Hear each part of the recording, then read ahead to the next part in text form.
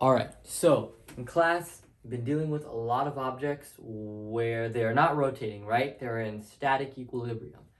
But now objects are going to start rotating. In order to kind of predict and analyze how they rotate, we're going to go back to kinematics. And understanding how rotational kinematics works is going to make things a lot easier. To really start, we got to understand what radians are. All right, so depending on what math class you're in, you're either using radians all the time or you've never even heard of it. Either way, it's really important to understand how they work and what they measure. So let's say we have a circle right here and we have a point. We'll name the point, I don't know, Fred. And Fred is at a distance r, right? A radius distance from the circle. So Fred is wanting to travel r amount of distance. It wants to travel a radius length around the circle, right? You can imagine it like taking the radius itself and wrapping it around the circle. It's going to be some distance r. Now Fred travels that distance here.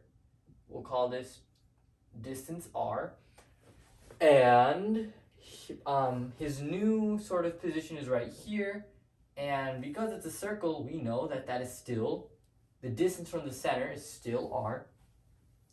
And this angle formed by going around the circle and sort of sweeping out this angle is what we call 1 radian. Okay, 1 radian. It's a form of an angle. It's a form of measuring an angle, right?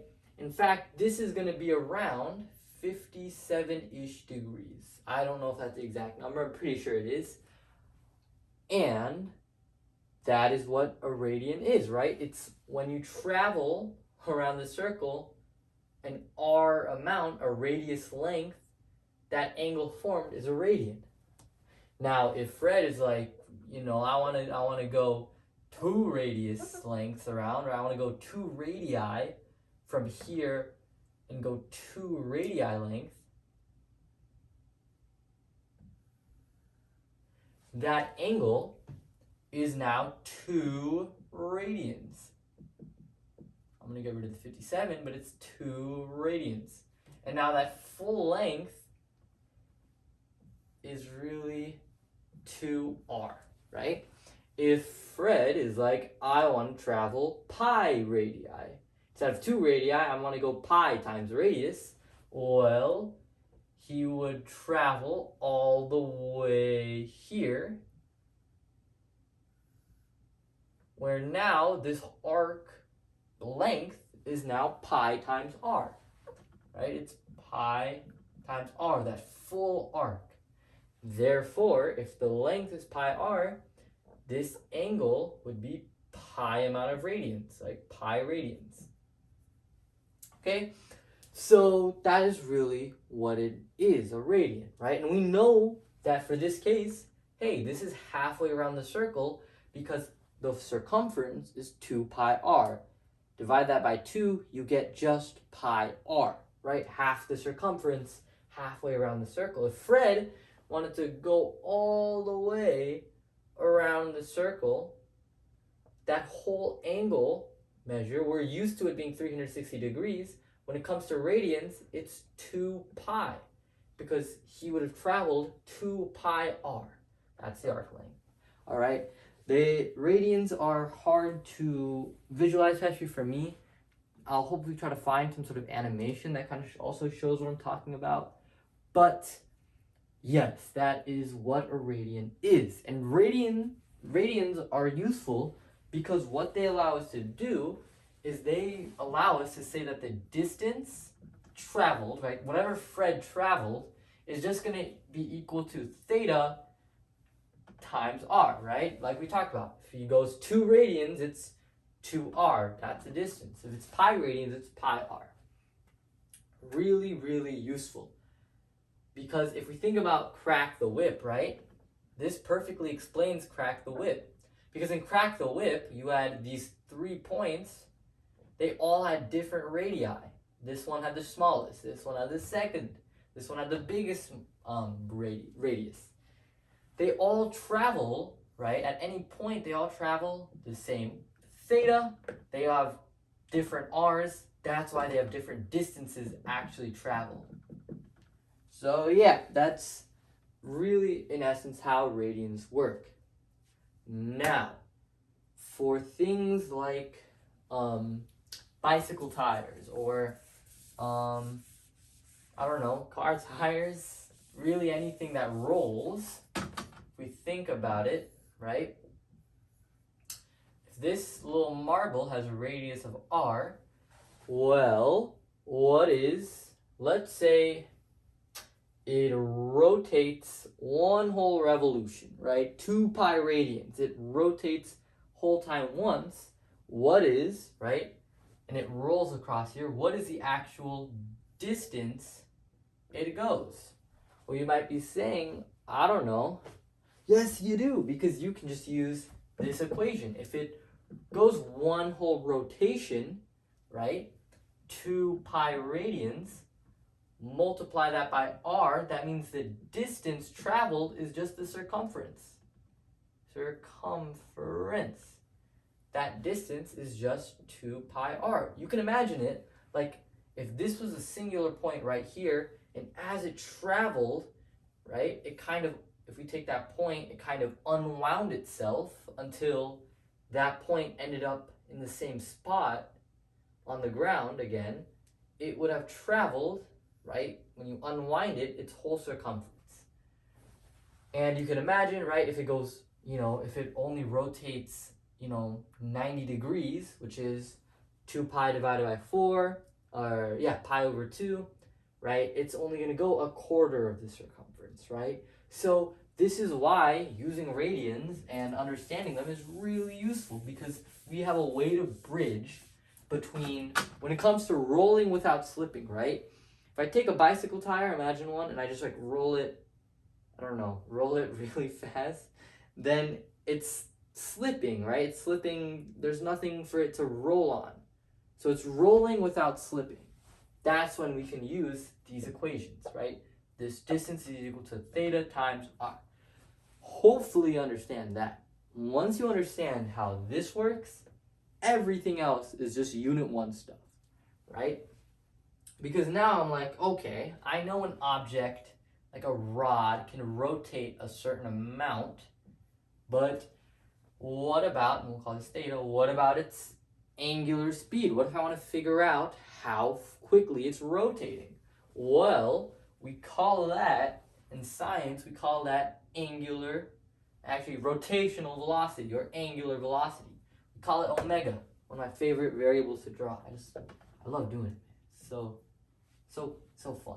But omega is equal to theta, right? How much you angularly displace, right? If you think about the rod, over time, divided by time, right? So if you go 3 radians every second, your angular speed is 3 radians per second. How is that connected to linear velocity? Well, your velocity is equal to omega times r. And how do we know that? Let me see if I have a different color marker to kind of show. Yeah, I have a blue one right here. Let me erase this. If you were to divide distance by time, right, you get velocity, distance over time. And then if you divide this side by time, because you got to do it to both sides to make them equal,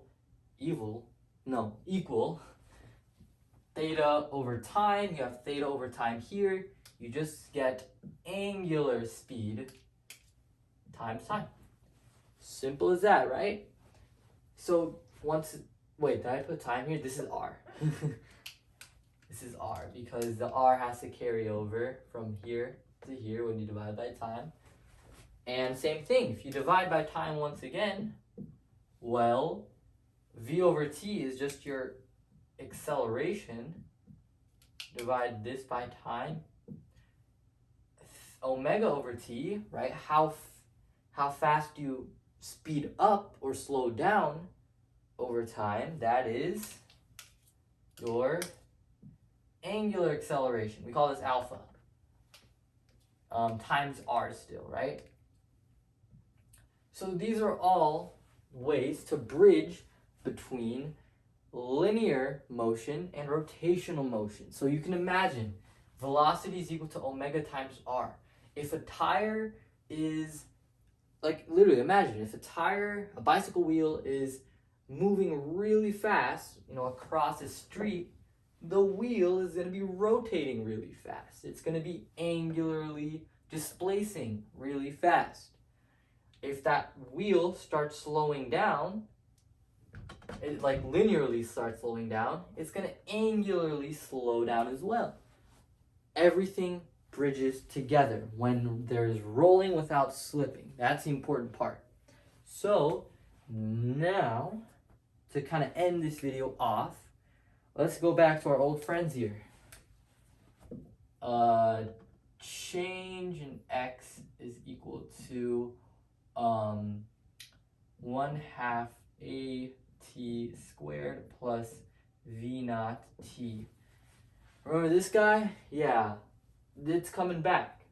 Very similarly, actually, because if you take change in x, right? If you divide that by radius, right? Because distance is equal to theta over r. If you divide, I'll just do it here. If you divide both sides by radius, it cancels out. You get distance over r is equal to theta, how much you angularly displace. So we can write here, change in x over r is just your change in theta. And what we do to this side, we got to do to this side. And 1/2 at squared over r plus v naught t over r. Acceleration over r, just like we did here, is your angular acceleration.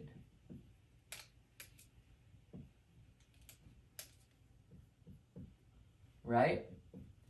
And then v naught over r is your omega, your initial rotational velocity. So what I've really done is, by bridging at all the equations, is I've gotten my rotational version of this equation. It's very much the same thing, but with all rotational quantities. And because of how radians work and how physics works, I guess, this will work, right? Just by replacing all the rotational stuff with linear stuff. Hopefully that makes sense and you are able to understand how it works. I'll make a few videos solving rotational kinematics problems with using these, equations in the past. Thank you for watching. Let me know if you have questions. If I got anything wrong here, let me know. I'll update it. And yeah, thank you for watching.